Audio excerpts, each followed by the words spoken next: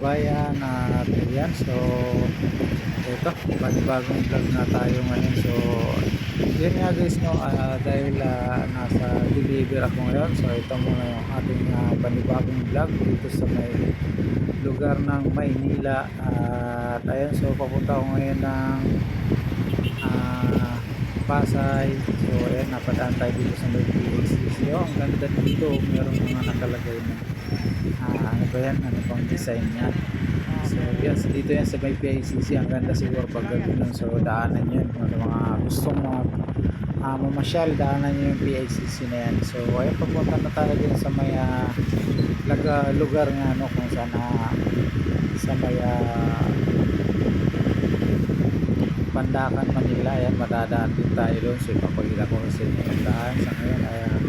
Ayan, nandito muna tayo sa may Roas Boulevard. Ayan, malinis yung daan dito. So iba yung pagbabago na pala sa atin sa Maynila. Ayan, so sobrang laki na ng nabago ng ating Metro Manila at Maynila.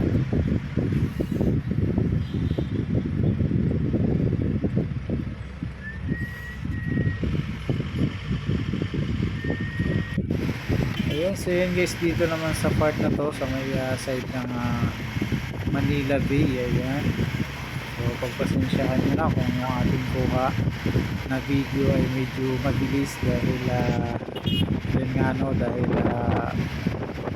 sasakyan at may biyahe kami deliver, so sinabay ko na rin yung ating pagbibideo dito sa daan para yun, ma-share ko na rin sa inyo yung ganda nitong Manila Bay ngayon, no? So ng panahon ni PRRD, ayan, pinagawa itong part na to dito, pero may part pa rin naman na may bakod pa siya. Ayan, so yun kasi makita nyo yung mga wood pins na yan, dahil bawal pang pumasok dyan dahil nga po, diba, ginagawa ngayong Manila Bay, tinatambakan. Tabangan nyo yung vlog natin na talagang hindi tayo tumatakbo ng mabilis para may share ko sa inyo yung lugar na yan with sa Manila Bay at saka yung dun sa may pinakadagat mismo yung tinatambakan na, no, para may share ko sa inyo. So sa ngayon, pagpasensyahan nyo na muna at ito yung may share natin na video dito sa may side ng Manila Bay. So sobrang laki na po ng nabago ng Manila Bay, no? Ayan, mapapansin nyo may mga naglilinis. Ayan, talagang tingnan nyo naman, ang ganda. So napakaganda na ng Manila Bay guys. So ang problema lang dito, no, sa Manila Bay pag gabi medyo madilim pa. Ayan, so yun, part na yan guys, sa may ano lang sa gilid ng dagat, pero pagdating dito naman sa may part ng kalsada ay maliwanag naman. So yun doon lang sa side ng sa dagat mismo. So pag dito naman malinis ito dito at maliwanag. So yun, ayan ito, diba, maluwag ang Roas Boulevard. So yung ano pala dito guys, no, sa may Roas Boulevard.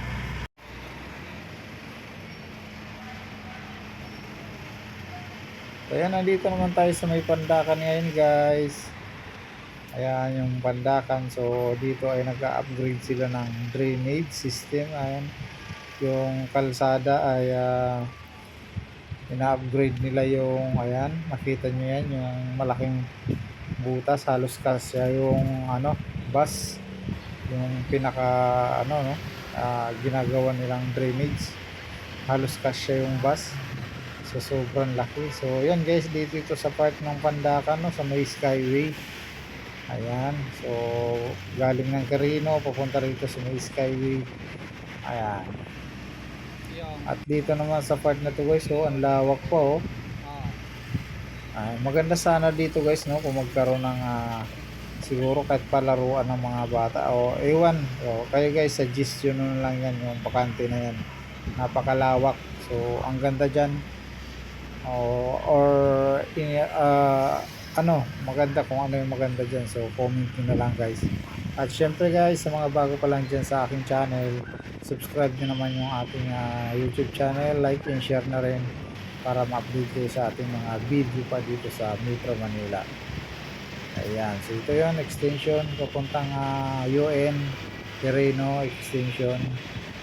Ayan, so pupunta tayo ngayon na may Osmeña. Ayan, so ito mga ganito na guys yung lugar dito sa Metro Manila at saka Maynila, no? So sobrang laki na ng nabago. So pagpasensyahan nyo na yung mga kuha natin medyo malupot. Ayan guys, so mapapansin yung mga billboard na yun, yan naman yung mga natapos ni Isko sa Maynila, no? So ito, Quirino, papuntang Ross Boulevard. At ito na guys, kumaliwa tayo dito sa Osmeña na to, ayan. At ongoing na yung ano na yan, ramp naman ng Osmeña Highway. Ayan, Quirino to Osmeña Highway ramp. Ayan, nagbubutas na sila dyan. So, ayan, pagpasensyahan nyo na talaga at mabilis yung ating kuha dito sa part na to dahil yun nga ay nasa deliver lang tayo, so sinadya ko lang talaga itong mag video at para may share ko rin sa inyo itong mga kaganapan dito sa atin sa Metro Manila. So ayan, dito naman guys sa part na to side ng Osmeña Highway ay medyo marami-rami pa rin mga ano, no, squatter area sa side na to sa Osmeña Highway. So sana, no,